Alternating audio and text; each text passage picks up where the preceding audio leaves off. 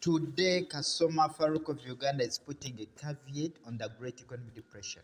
In other words, these are the crucial points about the economic what? You hear this. The Great Economic Depression was a situation characterized by the collapse of the global economy. It started in the Canadian agricultural sector, and by 1929, it had spread to Europe and the entire world after the collapse of the Wall Street Stock Exchange market in USA. In October 1929, the European economies were badly hit except Russia, which had a communist economy, especially due to the fact that they were just in the post-World War I recovery process. The depression was characterized by mass unemployment, low prices, failure of agricultural markets, closure of banks, and other industries. Friends, we are saying today, this was a situation characterized by high levels of unemployment. Because many industries had collapsed, productive people were killed as a result of World War I. It meant by this time, people were unemployed, and this led to poor standard of living. In this kind of arrangement, people didn't have money to start up businesses, which businesses could have helped people to get employment opportunities. Now, our hard discussion today, what caused the Great Economic Depression? Number one, the effects of World War I. This war devastated world economies, destroyed industries, ships, agricultural farms, and even human resources. It is estimated that a total of 186 billion USA dollars were lost or incurred as a result of World War I. So we are saying the effects of World War I led to great economic depression. In this kind of arrangement, countries got loans from USA to use them in World War I. But in this war, many countries lost their money because they had to buy so many military equipment. So countries didn't have money to start up industries, which industries could have helped people to get employment opportunities. And this led to poor standard of living, because by this time, the war destroyed the economies. Production was very low. People are not producing goods. Why? Since they did not have what? Money. Even the banks that could have given them money in form of loans, the banks didn't have enough what? Money. So we are saying the effects of World War I led to world economic depression. A situation characterized by high levels of unemployment, high levels of poverty and suffering. Another point, the effect of the gold standard system, which operated in the world economies before 1929. This created economic rigidities that led to depression. Under this system, every individual economy in the world was supposed to have in its circulation a total sum of money equivalent to its total gold reserves in the banks. You hear this? The gold standard system led to world economic depression. What happened? It is said money in its circulation was supposed to be equivalent to the total amount of gold reserved in the World Bank.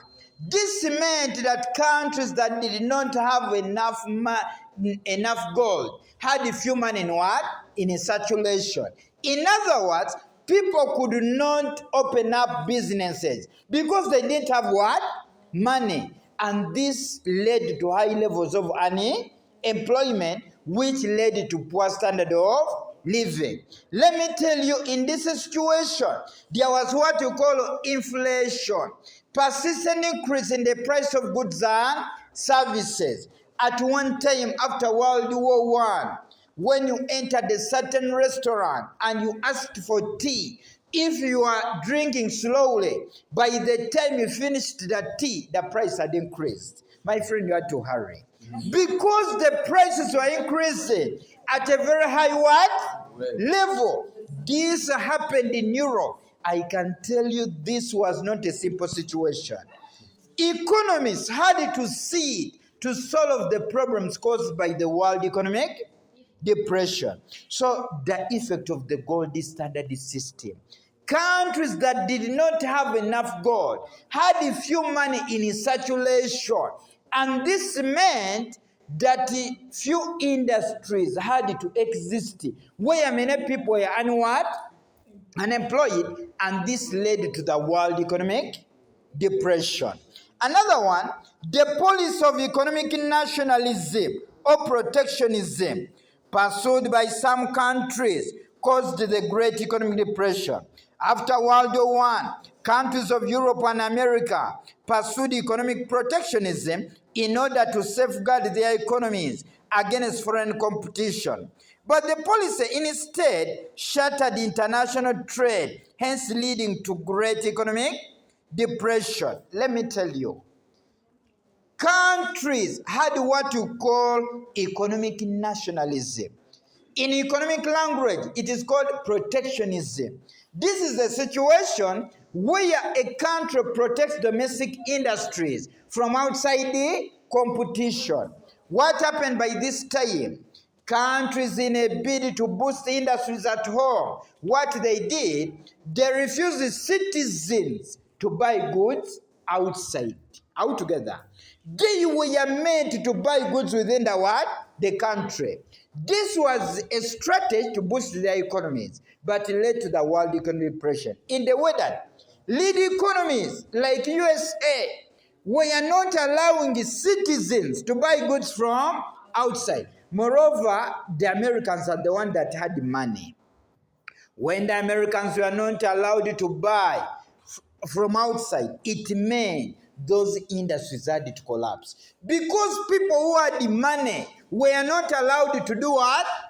To buy from those industries.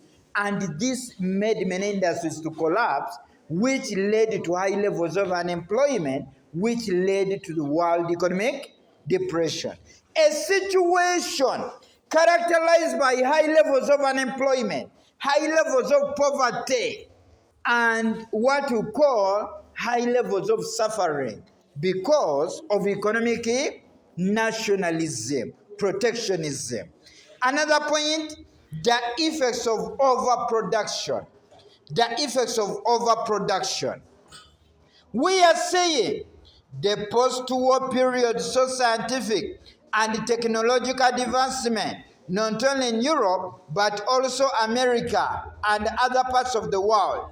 After the war, scientific innovativeness tended to shift from warfare or military field to agriculture and industrial development. In the field of agriculture, new machinery and tractors, as well as modern farming techniques were invented to foster large-scale farming, while in the industrial sector, better industrial machines were also invented to facilitate industrial production. Let me tell you, the effects of overproduction. Because of the scientific improvements after World War I, industries did what you call overproduction. Because they had great machines, they had to produce so many what? Goods. And by this time, because even the agriculturalists had the modern methods of farming, they produced so many what? Things, which they sold to the industrial owners. What happened? The industrial owners overproduced. It was not bad over what? Produce or to produce things, but the problem was one: people did not have money to buy the produced what? Goods. What happened? The industrial owners had to scrap off some workers because they didn't have money to pay them. They produced so many goods, but the goods were not bought, and many goods remained. as many goods remain in this kind of arrangement, they were destroyed because they produced so many goods but no buyers altogether. By this time, this led to world economic depression. What happened? They had used so many workers to produce so many what? Goods, but they didn't have money to pay them because people didn't buy the what? The goods. And by this time, those workers became unemployed, which was one of the characteristics of the Great Economic Depression. So overproduction after World War I led to World Economic Depression because the goods that were produced were not bought since people did not have enough what? Money. And the workers had to be scrapped off. By this time, this led to World Economic Depression. Another one, the rumors about the closure of the World Stock Exchange market.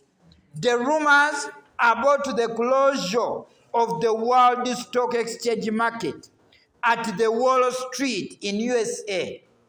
The rumors about the closure of the World Stock Exchange market at the Wall Street in USA. It is said in post-war period, the value of stock shares had risen to unrealistic heights. But as rumors began to spread about the impending end to this situation, about 600 investors rushed to sell their shares. On 24th October 1929, 13 million shares were sold, and on 29th October, 16.5 million shares were exchanged. At the end of October, American investors had lost